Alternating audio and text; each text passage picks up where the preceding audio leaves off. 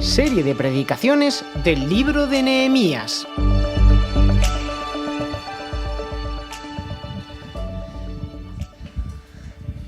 Muy bien, buenos días, feliz día de la madre a las mujeres que no se lo he dicho, bueno, las que son madres. Después de unos 3 o 4 meses de predicaciones sobre el libro de Nehemías, hoy llegamos a la predicación que cierra el libro, la predicación final. Así que nos vamos a despedir de Nehemías con cierta tristeza, cierta nostalgia. Y el título de la predicación de hoy es Promesas rotas. Se basa en el capítulo 13, en el último capítulo del libro de Nehemías, así que os invito, si tenéis vuestras Biblias a mano, que podáis abrirlas por este capítulo. Si tenéis los móviles, la Biblia en los móviles, pues que podáis encenderla. Promesas rotas. ¿Cuántos de vosotros habéis hecho alguna vez una promesa? Yo entiendo que todos hemos hecho alguna vez alguna promesa, ¿no? Vale. ¿Cuántos de vosotros habéis roto alguna vez una promesa? A ver, que me gustaría ver las manos. Vale, la mayoría son sinceros. Yo creo que todos nosotros hemos roto alguna vez una promesa. Quizás no lo recuerdas porque, no sé, a lo mejor hace tiempo que no lo haces, pero si tú piensas cuando eras niño o cuando eras niña, probablemente tus padres te dijeron alguna vez: no quiero ni una pelea más con tu hermano. ¿Te has enterado? Que sí. ¿Me lo prometes? Que sí. Y a lo mejor a la media hora estaba de nuevo discutiendo o peleando con el hermano, ¿no? Si tú no recuerdas promesas incumplidas, quizás puedes pensar en el día de tu boda. Ese día en que llorando, emocionado, dijiste: prometo amarte y respetarte todos los días de mi vida. Bueno, pregúntale a tu cónyuge si has cumplido eso todos los días de tu vida. Que conteste ella o que conteste él, ¿no? Bueno, pues estas promesas rotas, que son habituales en nuestro día a día, también suceden en nuestra relación con el Señor. ¿Cuántos de nosotros no hemos hecho alguna vez una promesa al Señor?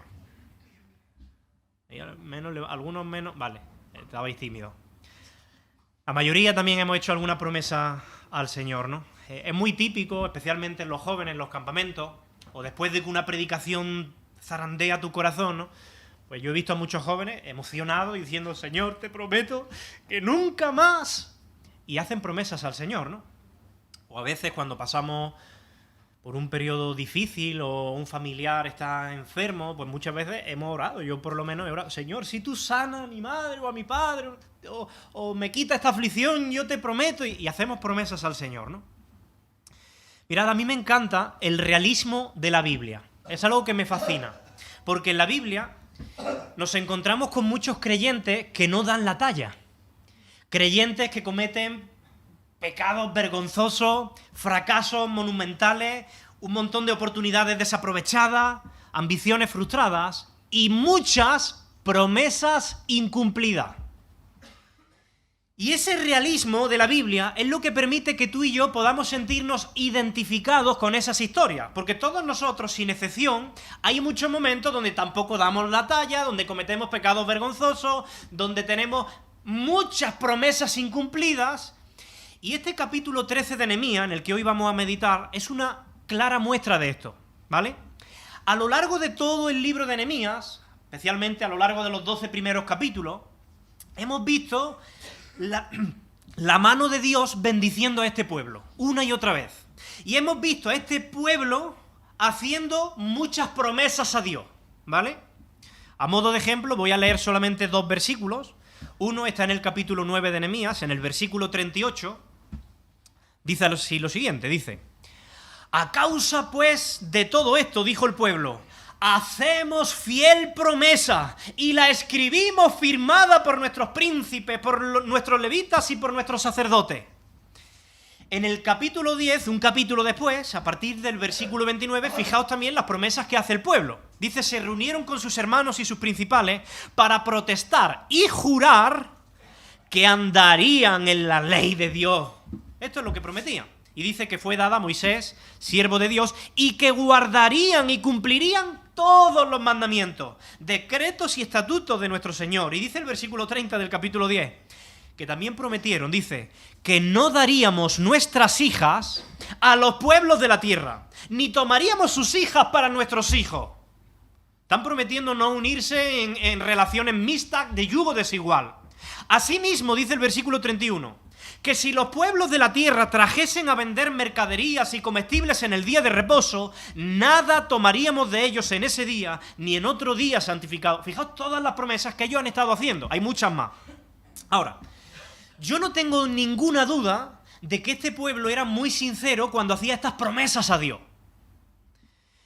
Pero la presión del mundo secular en el que vivían fue poco a poco, debilitando las fuerzas de esas promesas hasta el punto en que fueron rompiendo todas y cada una de esas promesas. Mirad, si el libro de Nehemías hubiera acabado en el capítulo 12, hubiera acabado de una forma muy hermosa. Porque hasta ahí, pues tenemos un pueblo muy espiritual, que se ha renovado, que ha hecho promesas a Dios, que tiene una ciudad y un templo reconstruido, que tiene líderes espirituales que trabajan codo con codo, que están comprometidos con la obediencia a la palabra. Y hasta aquí sería un cuadro muy hermoso, idílico, diría yo, pero a la misma vez muy poco realista.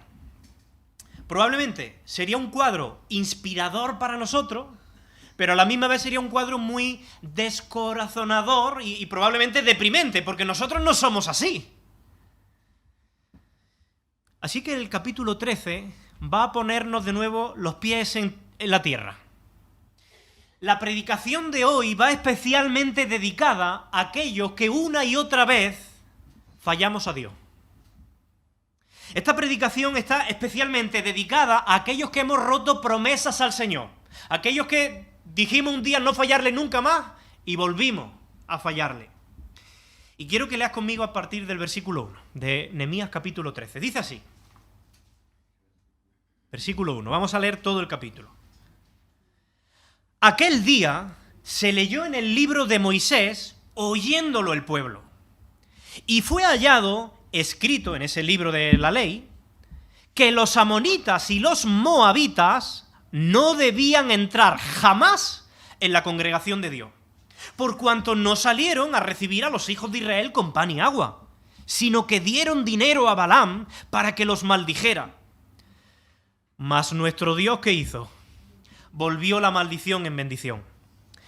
Cuando oyeron pues la ley, ¿qué hizo el pueblo? Separaron de Israel a todos los mezclados con extranjeros. Mirad, hasta aquí, hasta este versículo, todavía vemos al pueblo de Dios, a este pueblo, decidido a mantener la pureza, a cumplir las promesas que habían hecho en los capítulos anteriores. Ellos estaban decididos a ser radicales, a no contaminarse con la influencia de las naciones extranjeras.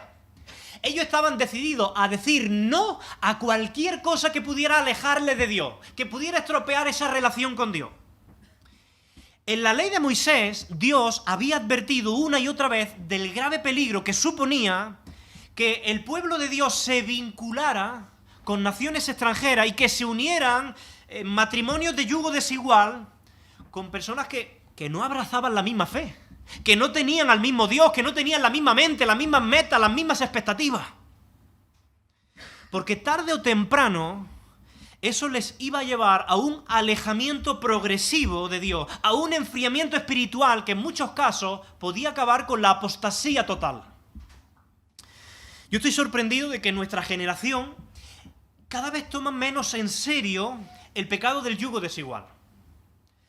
Tratamos de relativizarlo, de restarle importancia, de justificarlo incluso, ¿no?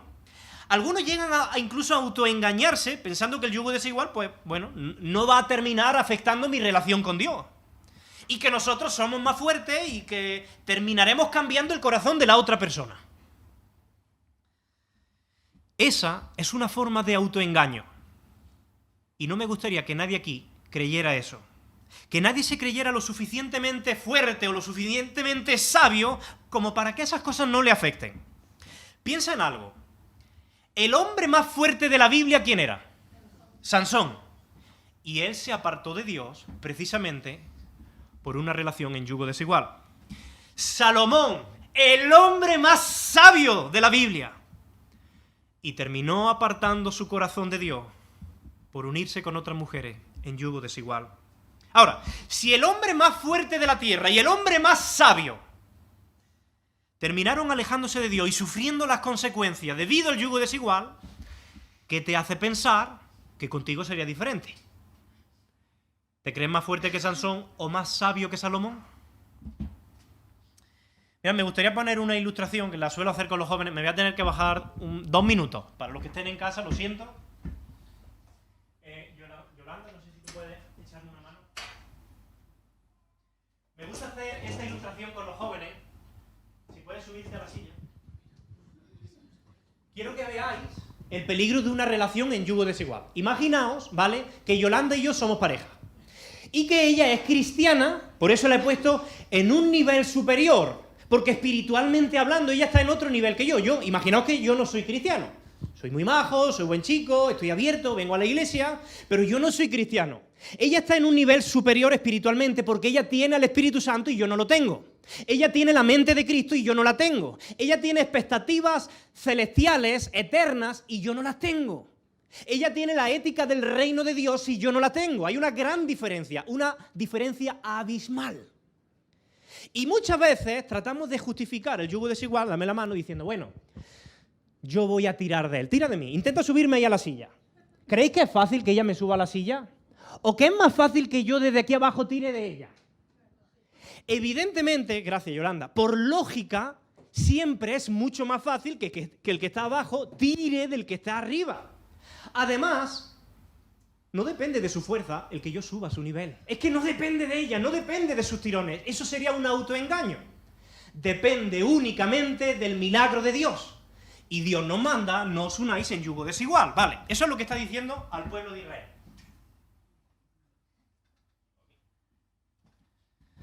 Perdón, los que estaban en casa. Vale, pues aquí vemos al pueblo de Dios leyendo la ley de Moisés y recordando que Dios mismo había dicho que los amonitas y los moabitas, 2 naciones paganas, vecinas, no debían entrar en la congregación de Israel y que por tanto debían estar separados de ellos. Y dice el versículo 3, lo acabamos de leer, que tras oír la ley de Dios, el pueblo toma una decisión radical. ¿Cuál es la decisión? Separaron, dice, se apartaron de Israel a todos aquellos que se habían mezclado con gentes paganas. Mira, es muy interesante la decisión que ellos toman tras exponerse y oír la ley de Dios. La ley de Dios habla claramente acerca de los peligros del yugo desigual. No es un tema que no esté claro. Es que está más claro que el agua. Ellos no tenían el Nuevo Testamento. Ellos no tenían esos mandatos directos como el que aparece en 2 de Corintios de no os unáis en yugo desigual. Pero a pesar de ello, leyendo la ley entendieron sin un ápice de duda de que Dios les demandaba pureza, separación de todo aquello que pudiera alejarles de Él. Y hay una conexión, si os dais cuenta, entre exponerse a la ley de Dios, exponerse a la palabra y el tomar decisiones radicales en favor de nuestra pureza. Al exponernos diariamente a la palabra de Dios, nosotros también vamos a ser ayudados a crecer, a madurar espiritualmente y a tomar decisiones que nos van a ayudar a crecer en santidad, a tener vidas más puras, más santas. Por cierto, fíjate qué interesante, voy a hacer un pequeño paréntesis. En el versículo 2, ¿cuál fue el pecado de estas 2 naciones? Según el versículo 2. Dice, el primero, por cuanto no salieron a recibir a los hijos de Israel con pan y agua, no salieron a recibir al pueblo de Dios. Y la segunda parte, el segundo pecado, dice, sino que dieron dinero a Balaam para que los maldijera. Esto es interesante. Mira, el pecado de los amonitas es un pecado de omisión, mientras que el de los moabitas es un pecado por comisión. Hay una diferencia, voy a explicarla. El pecado de los amonitas fue lo que no hicieron. Ellos no recibieron al pueblo de Israel con pan y agua en un momento de extrema necesidad donde necesitaban pan y agua. Mientras que el pecado de los moabitas fue lo que sí hicieron. Dieron dinero a Balaam para que maldijera al pueblo de Israel. Mirad, nosotros a veces podemos tener un concepto muy limitado del pecado. Pensamos a veces que el pecado es simplemente algo que nosotros hacemos y que ofende a Dios o que perjudica a otra persona. Pero la Biblia enseña una y otra vez que el pecado no solamente consiste en lo que hacemos, sino en lo que no hacemos y deberíamos hacer. El pecado por omisión es tan grave delante de los ojos de Dios como el pecado por comisión. Lo mismo de grave, aunque a veces no nos parece así. Os voy a poner un ejemplo, ¿vale? Un mismo tipo de pecado que se puede cometer por omisión o por comisión. Y vosotros me decís cuál os parece más grave. Venga, por comisión, imagínate una persona que intencionalmente inventa una historia falsa para hablar mal acerca de alguien, ¿vale? Para dañar la imagen de esa persona, para engañar a otras personas para que piensen de manera diferente acerca de ella, ¿vale? Eso es un pecado por comisión. Pero ahora imagina una persona que ha escuchado esa historia falsa, que sabe que es falsa y tiene la oportunidad de corregir la falsedad, pero quizá por temor, por comodidad, por no meterse en problema, permite que la mentira se propague sin hacer nada por evitarlo. ¿Qué es más grave? Claro, puede darnos la sensación de que el que inventa la historia falsa, eso es mucho más grave. Pero delante de Dios ambas cosas son pecados y ambas cosas son igualmente graves. El que inventó el chisme y el que pudiendo cortarlo no lo hizo. Santiago dice, el que sabe hacer lo bueno y no lo hace, está pecando. Cierro paréntesis. Lo bonito del versículo 2, por cierto, es cómo acaba.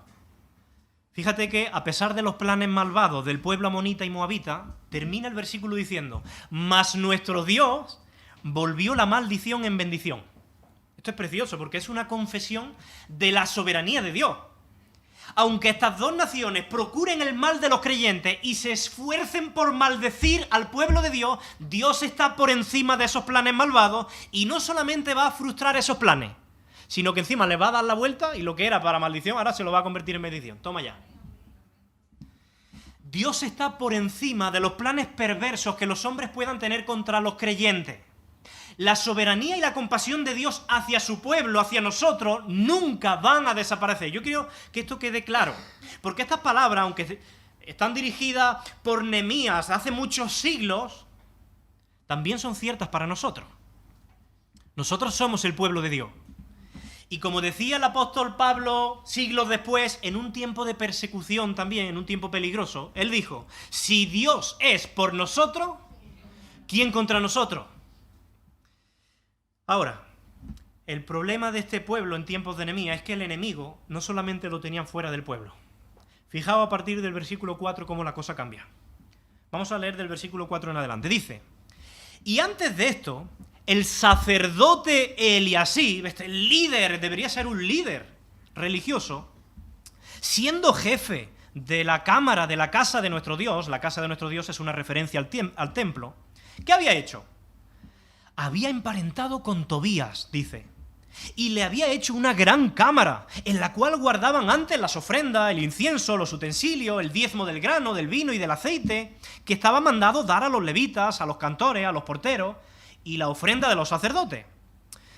Y dice Nehemías en el versículo 6, mas a todo esto, yo no estaba en Jerusalén, porque en el año 32 de Artajerjes, rey de Babilonia, fui al rey, y al cabo de algunos días pedí permiso al rey para volver a Jerusalén. Y entonces supe del mal que había hecho Eliasib por consideración a Tobías, haciendo para él una cámara en los atrios de la casa de Dios.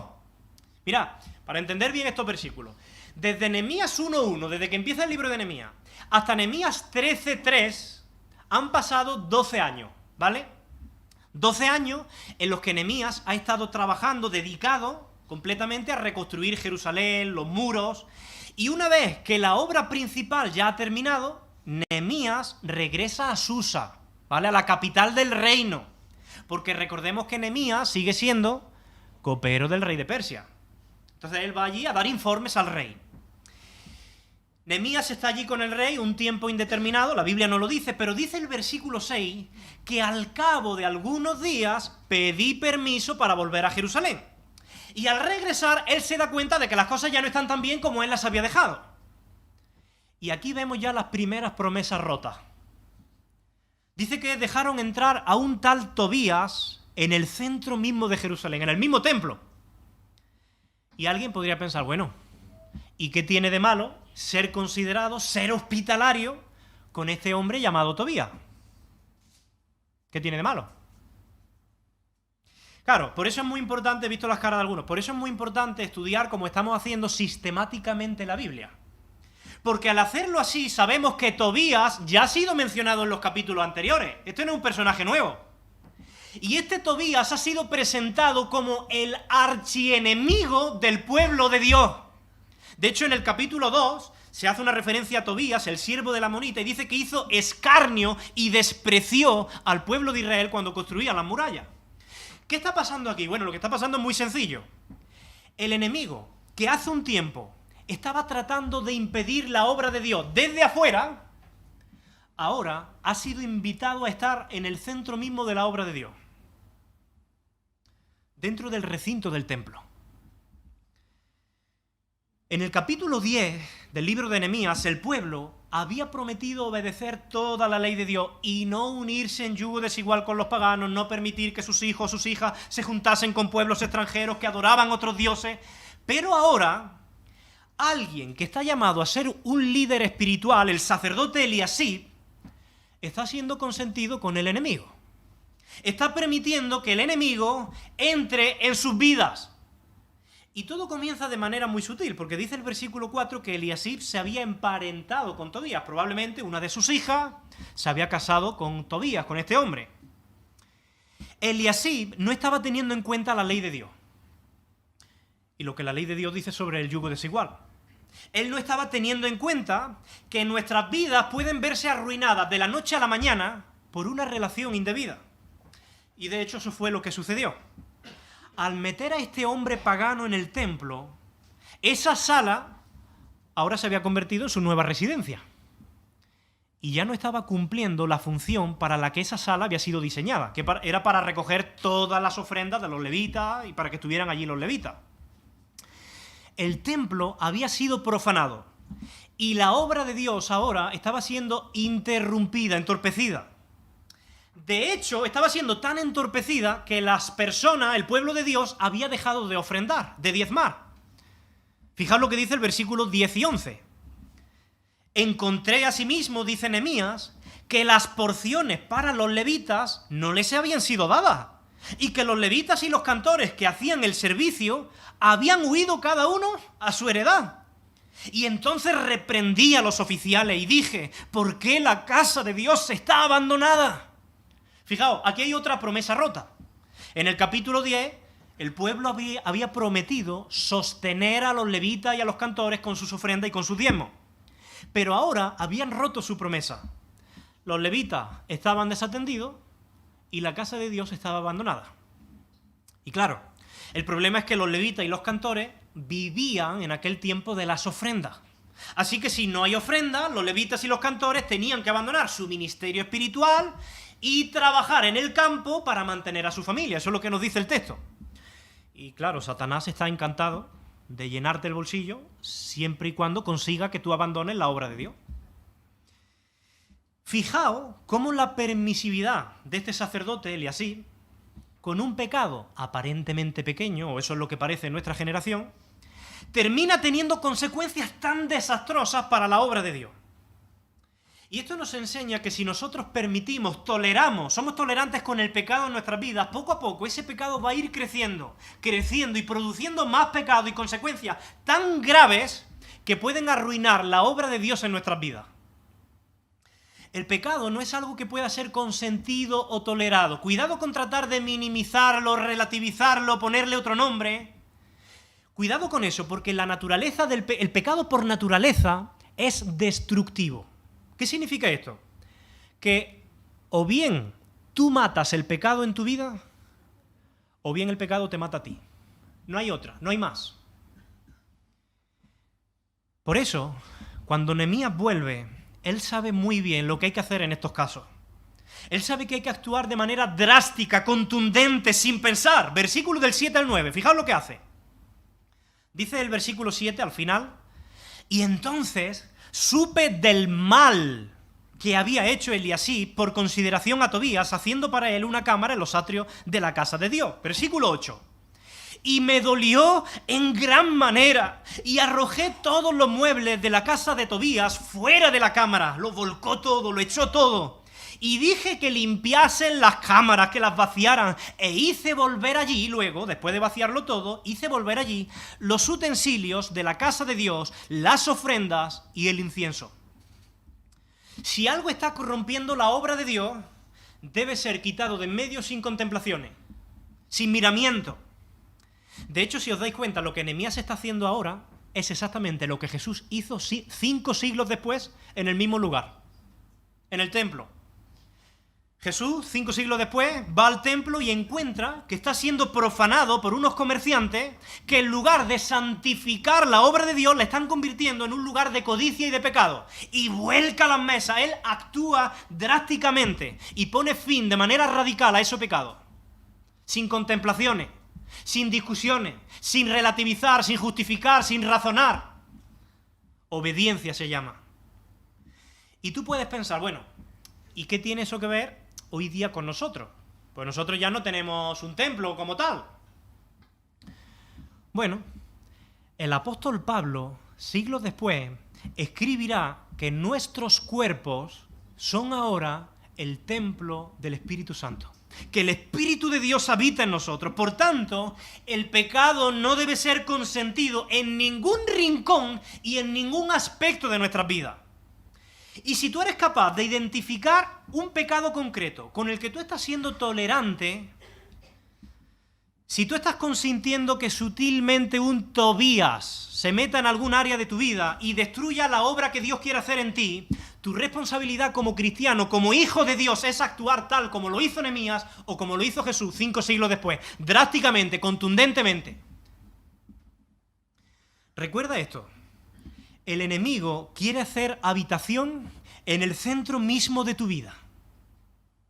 Pero tú y yo tenemos que tomar la firme resolución de poner fin a ese pecado, sea como sea, cueste lo que cueste. Y eso generalmente implica tomar decisiones que tienen un gran costo. Hay que pagar un gran sacrificio. De hecho, Jesús fue muy radical y fue muy claro con esto.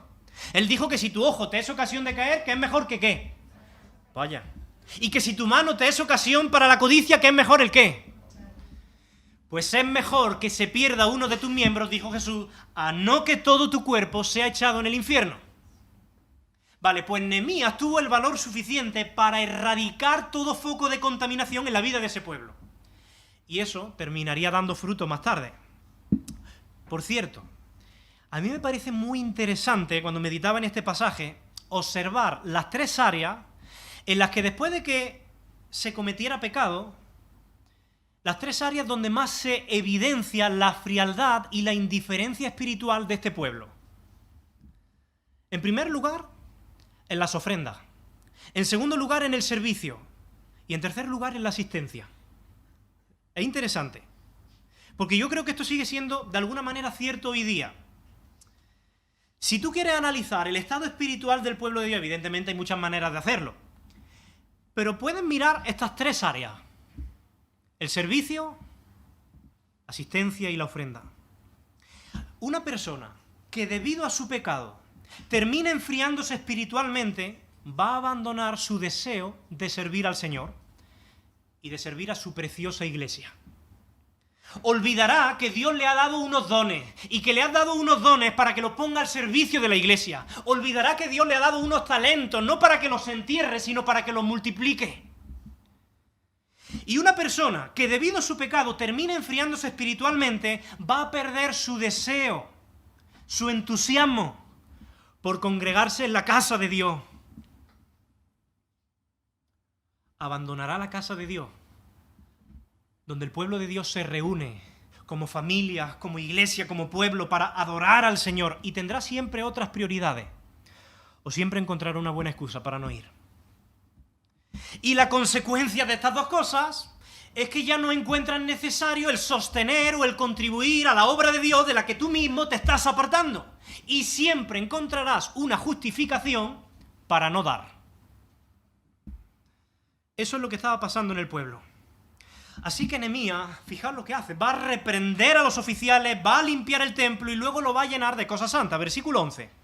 Entonces reprendí a los oficiales y dije, ¿por qué está la casa de Dios abandonada? Y los reuní de nuevo y los puse donde debían estar, en sus puestos. Y todo Judá trajo el diezmo del grano, del vino y del aceite a los almacenes. Y puse por mayordomos de ellos al sacerdote Selemías y al escriba Sadoc, y de los levitas a Pedaías. Y al servicio de ellos a Anán, hijo de Zacur, hijo de Matanías, porque eran tenidos por fieles, y ellos tenían que repartir a sus hermanos. Mira, a mí me gusta mucho la metodología que Nehemías está utilizando para purificar el templo. Y yo creo que si la analizamos al detalle, creo que es muy útil también para purificar nuestras propias vidas, el templo de Dios. Mira, Nehemías, en primer lugar, ve lo que está mal y dice el versículo 11 que lo reprende. Lo llama por su nombre. Al pecado hay que llamarlo por su nombre. No relativizarlo, no quitarle importancia, no. Lo que es pecado es pecado. Y lo reprende. En segundo lugar, lo limpia. Dice que él limpia el templo, sacó todo lo impuro. Toma decisiones radicales, pero lo tercero que hace es que no solamente limpia el templo y lo deja vacío, sino luego ¿qué hace? Claro, se ocupa de llenarlo con cosas buenas y santas. Del mismo modo, si tú planeas purificar tu vida, crecer en santidad, hay varias cosas útiles que tú debes hacer. En primer lugar, llamar a las cosas por su nombre.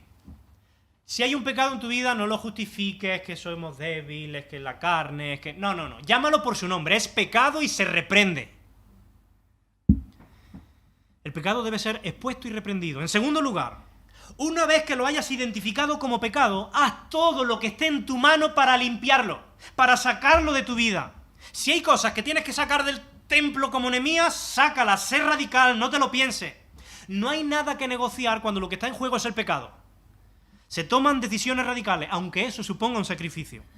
Ahora bien, hay muchas personas que llegan a este punto, que toman decisiones radicales en su vida, que abandonan ciertos hábitos pecaminosos y se quedan ahí. Y sucede que pasa un tiempo, pasa alguna semana y vuelven a caer en lo mismo. ¿Por qué pasa eso? Porque ha faltado un paso importante. Que una vez que tú limpias tu vida y sacas de ella lo que no es santo, ahora debes procurar, como Nehemías, llenar el templo de lo que sí es santo. No se trata solamente de eliminar de tu mente un pensamiento pecaminoso, sino de llenar tu mente con pensamientos que honran y agradan a Dios. Eso es lo que dice Filipenses. En todo esto pensad. Si hay algo bueno, puro, honesto. No se trata solamente de limpiar un hábito pecaminoso de tu vida, sino de construir nuevos hábitos que te ayuden a crecer en santidad. No se trata solamente de vaciarnos de aquello que nos contamina, sino de llenarnos de aquello que nos purifica. ¿Se entiende? Pero hay muchas más promesas que este pueblo está rompiendo. Ellos habían prometido en el capítulo 10 de Nehemías guardar a rajatabla el día de reposo, el Sabbat. Sin embargo, versículo 15, ¿qué dice? En aquellos días, dice, vi en Judá algunos que pisaban en lagares, estaban trabajando en los lagares, en el día de reposo, y que acarreaban haces y cargaban asnos con vino, y también de uvas, de higos, y toda suerte de carga, y que traían a Jerusalén en día de reposo. Y los amonesté acerca del día en que vendían las provisiones. Mirad, el día que había sido especialmente diseñado por Dios para dedicarlo a Dios, ellos lo estaban dedicando a sí mismos. Si a nosotros nos da ganancia, pues mejor. Y yo sé que nosotros hoy día no estamos bajo la ley. Cuidado con esto. Pero aún como cristianos hacemos bien en reservar el domingo como día de celebración, un día de adoración especial a Dios como familias, como iglesia, como pueblo suyo que somos, como un recordatorio de que Cristo venció la muerte y resucitó un día como hoy. Eso es lo que los cristianos han hecho a lo largo de los siglos sin excepción. Pero cada vez más en nuestra generación se está perdiendo esa honra, ese respeto, esa solemnidad del día del Señor. Y Nehemías reprende al pueblo por eso, porque ya no hay diferencia entre este pueblo de Dios y el mundo. Versículo 16, fijaos lo que le dice. También había en la ciudad tirios, paganos de la ciudad de Tiro, que traían pescado y toda mercadería y vendían en día de reposo a los hijos de Judá en Jerusalén. Ya no hay diferencia. Y reprendí a los señores de Judá y les dije: qué mala cosa es esta que vosotros hacéis, profanando así el día de reposo. Es curioso, el pueblo de Dios poco a poco había ido absorbiendo la mentalidad del mundo. Y esto también nos puede suceder a nosotros si no somos precavidos. El estar constantemente expuestos día a día a la mentalidad, a la presión del mundo, puede hacernos ceder en nuestras convicciones cristianas. Y finalmente terminamos alejándonos de Dios y de nuestro compromiso con la fe, y a veces incluso inconscientemente. Cuidado con eso, porque hay muchos creyentes que terminan enfriándose en la fe, alejándose de su llamado, perdiendo su pasión por Cristo, porque han recibido una buena oferta del mundo, y terminan renunciando a lo espiritual para enfocarse, como ese pueblo, en lo terrenal. Mira, si algo viene a tu vida que te aleja de Dios y de su preciosa iglesia en la que Él te ha puesto, probablemente esa cosa no venga de Dios. Habrá que examinarla al menos, sea lo que sea un trabajo, sea una novia, un novio o cualquier otra ocupación o invitación. Pero el pueblo no está tomando en serio las cosas de Dios. Y Nehemías, fijaos lo que le recuerda en el versículo 18. ¿No hicieron así vuestros padres? ¿Y trajo nuestro Dios todo este mal sobre nosotros y sobre esta ciudad? ¿No habéis aprendido? Y vosotros, dice, añadís ira sobre Israel, profanando el día de reposo. Lo que Nehemías está haciendo es simplemente recordarle que el pecado tiene consecuencias. Y que si las antiguas generaciones sufrieron las consecuencias de sus pecados, ellos no iban a ser diferentes. Esas antiguas generaciones están como ejemplo. Así que Nehemías está diciendo, tenemos que reaccionar pronto, hay que hacer algo.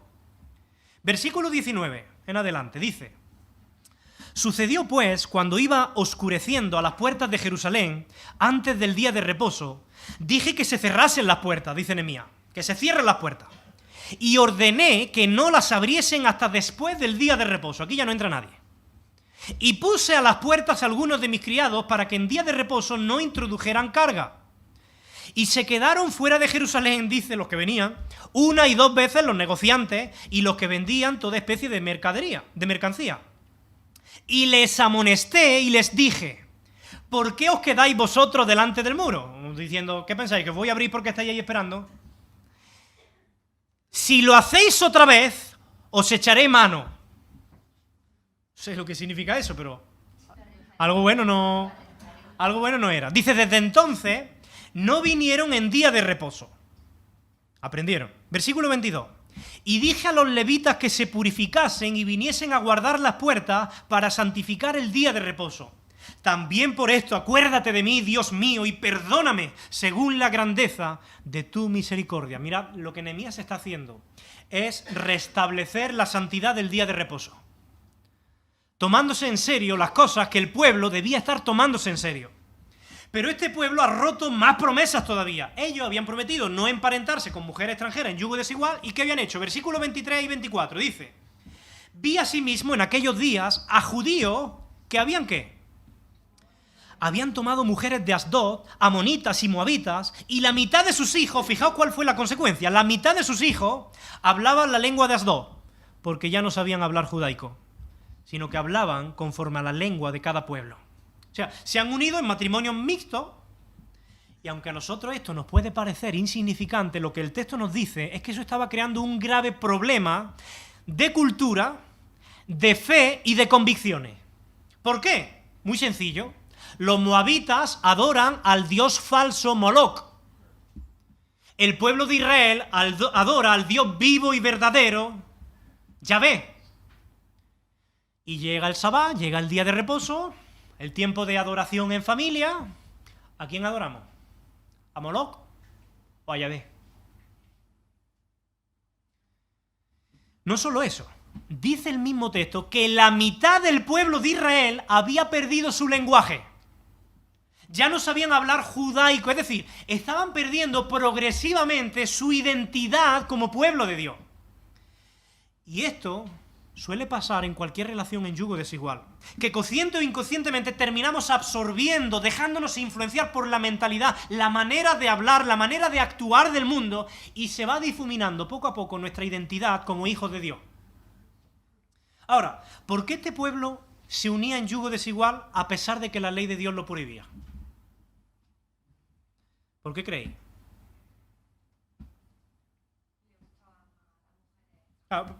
Por la misma razón en la que hoy día esto sigue sucediendo. A veces nos movemos más por emociones, por sentires, que por convicciones bíblicas. Es así. Es que es de guapo. Es que me trata como una princesa, de verdad. Es de maduro y tenemos un montón de cosas en común. Además, es que en mi iglesia no hay jóvenes. Y seguramente va a llegar a ser cristiano, porque tiene un corazón más bonito, más tierno. Yo nunca he visto a una persona cristiana unirse en yugo desigual y decir, estoy con esa persona porque ama al Señor por encima de todas las cosas, y para mí eso es lo más importante. O yo estoy con esta persona porque comparte las mismas convicciones bíblicas que yo y queremos formar juntos una familia que glorifique a Dios, que lo tenga en el centro, porque yo y mi casa serviremos al Señor. Se dejan llevar por el corazón, no por la palabra. Y el corazón es engañoso, pero la palabra es la verdad. Y yo tengo algo claro. Quien está dispuesto a sacrificar sus convicciones en ese punto, estará dispuesto a sacrificar sus convicciones bíblicas en cualquier otro punto. Eso es así. Esa es la realidad, aunque sea dura de escuchar. Lo que vemos es un pueblo que está rompiendo y rompiendo promesas, y más promesas, y más promesas. ¿Y cuál fue la reacción de Nehemías a estos yugos desiguales? Fijaos lo que Nehemías hizo. Versículo 25 en adelante. Es tremendo lo que Nehemías hace. Dice, y reñí con ellos, y los maldije, y herí a algunos de ellos, y les arranqué los cabellos. Bueno, yo no me imagino a Nehemías como pastor. Iba a durar muy poco como pastor en la iglesia. Aunque no nos vendría nada mal tener a un Nehemías en nuestra generación, que nos recordara verdades incómodas, de esas que están en el asiento diciendo, madre mía. Y les hice jurar diciendo, no daréis vuestras hijas a sus hijos, ni tomaréis de sus hijas para vuestros hijos, ni para vosotros mismos. Y fíjate lo que dice. ¿No pecó por esto Salomón, rey de Israel? Bien que en muchas naciones no hubo rey como él, que era amado de su Dios, y Dios lo había puesto por rey sobre todo Israel. Aún a él le hicieron pecar las mujeres extranjeras. Y obedeceremos a vosotros para cometer todo este mal tan grande de prevaricar ¿contra quién? Contra nuestro Dios, tomando mujeres extranjeras. Ahora, ¿por qué unirse en yugo desigual es un pecado contra Dios? Dice el texto. Porque lo que está en juego es nuestra lealtad y nuestra obediencia a Dios. Versículo 28. Y uno de los hijos de Joiada, hijo del sumo sacerdote Eliasib, era yerno ¿de quién? Madre mía, de Sanbalat Horonita. Yo no sé si recordáis a este otro. Este es otro de los mayores enemigos de Israel. Y dice que Nehemías, ¿qué hizo? Por tanto, lo ahuyenté de mí, lo aparté de mi vista. ¿Cómo es posible que... O sea, ¿por qué Nehemías lo está apartando de su vista? Porque el líder, que debería ser un ejemplo de lealtad para el pueblo, se había convertido en un ejemplo de pecado. Dice que lo apartó de su vista. Quítate de mi vista. ¿Tú te imaginas a Nehemías, tu pastor, diciéndote, quítate de mi vista? ¿Qué diría? ¡Oh, qué falta de amor es esta! Pero en realidad es por amor que Nehemías le está diciendo eso. Esa confrontación tan fuerte es fruto de un amor sincero a Dios y a ellos, aunque no lo entiendan. Versículo 29. Acuérdate de ellos, dice Nehemías con el corazón roto. Dios mío, contra los que contaminan el sacerdocio y el pacto del sacerdocio y de los levitas, los limpié de todo extranjero y puse a los sacerdotes y levitas por grupo, por su grupo, a cada uno en su servicio. Y para la ofrenda de leña, en los tiempos señalados y para las primicias, acuérdate de mí, Dios mío, para bien. Hermano, si Nehemías viniera hoy a hacernos una visita, ¿qué encontraría?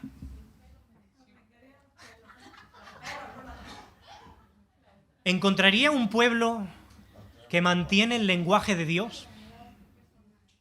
Que están casados con personas de la misma fe, que aman a Dios, un pueblo que no ha abandonado la obra, un pueblo deseoso de servir, de congregarse, de dar, de construir el reino de Dios, un pueblo fiel a la palabra.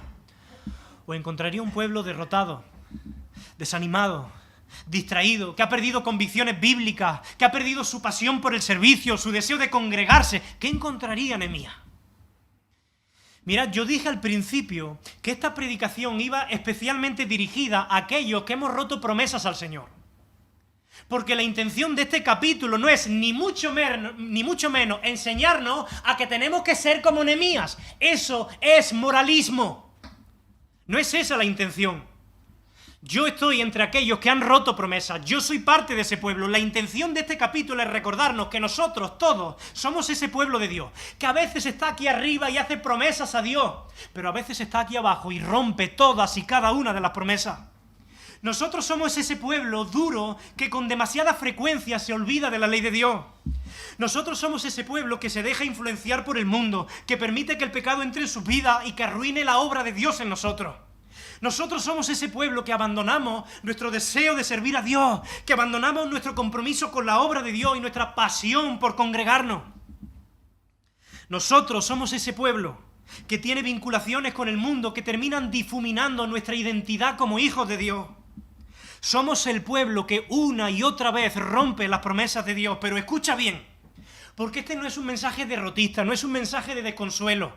Si ha fallado, todos hemos fallado en este pueblo.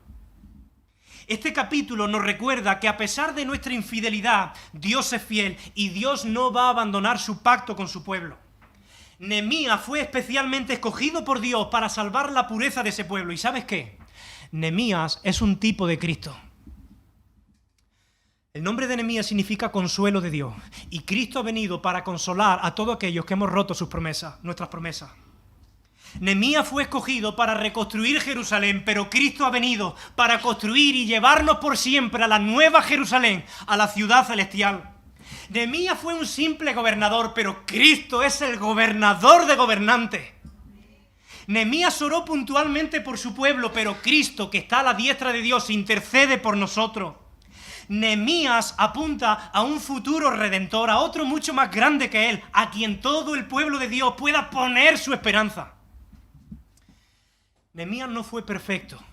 Nehemías falló como nosotros. Nehemías reconoce en el capítulo 1 de su libro: yo y la casa de mi padre hemos pecado. Pero lo que Nehemías hizo imperfectamente, Jesús lo ha hecho perfectamente. Piensa en esto y con esto acabo. El capítulo 13 que hoy hemos leído, vemos a Nehemías esforzándose por restablecer la ley de Dios en Jerusalén. Y no lo termina de conseguir completamente. Pero Cristo vino al mundo y cumplió toda la ley. Él es el cumplimiento de la ley y los profetas. Nehemías se esforzó por purificar el templo, por restaurar la adoración verdadera, pero no lo consiguió definitivamente. Pero Cristo vino para purificarnos a nosotros, templos del Espíritu Santo, y para permitirnos adorar a Dios en espíritu y en verdad. Cristo ha hecho posible lo que para nosotros era imposible. Nehemías intentó que el pueblo de Dios cumpliera a rajatabla el día de reposo, pero no lo consiguió. Sin embargo, Cristo, a través de su obra en la cruz, nos ha introducido a todos los que hemos creído y nos hemos arrepentido de nuestros pecados, nos ha introducido en el reposo de Dios, nos ha librado de la carga del trabajo, de la carga de nuestros pecados y nos ha dado descanso definitivo en Él. Él es el cumplimiento del día de reposo. Por eso Él dice a todos los que hemos roto promesas: venid a mí, los que estáis trabajados y cargados, y yo os haré descansar. Él es el día de reposo. Este capítulo está aquí, iglesia, para recordarnos que tenemos un líder fiel, que necesitamos un líder fiel que nos conduzca a la verdad y a la justicia. Porque nuestra propia naturaleza humana nos lleva a alejarnos de Dios, a menos que el Espíritu Santo intervenga. Jesús es ese único líder fiel. Jesús es el único Señor y Salvador, quien nos llama a dejar atrás nuestras formas de pecado y a seguirle a Él en el camino de la vida eterna. La pregunta es, ¿lo estás haciendo ahora? A todos aquellos que hemos roto promesa, hoy Jesús te está tendiendo de nuevo la mano. Y nos recuerda que tu salvación, que mi salvación, no depende de nosotros, sino de su gracia y de su perfecta obra en la cruz. Vamos a orar. Señor, gracias por tu Hijo, porque Él es nuestro Señor, Él es nuestro Salvador, Él es nuestro guía en esta vida. Gracias, Señor, porque a pesar de nuestras muchas promesas rotas, tú muestras tu paciencia, tu misericordia, y el castigo que nosotros merecíamos haber pagado, Cristo lo ha pagado por nosotros. Señor, yo te ruego que no salga nadie de aquí desanimado por su pecado, por su fallo, por sus promesas rotas, sino que todos nosotros podamos de nuevo darte la mano, entender que eres un Dios de segundas oportunidades, un Dios que restaura, un Dios que levanta, y que aferrados de tu gracia podamos seguir fielmente tus pisadas. En el nombre de Jesús. Amén, Señor.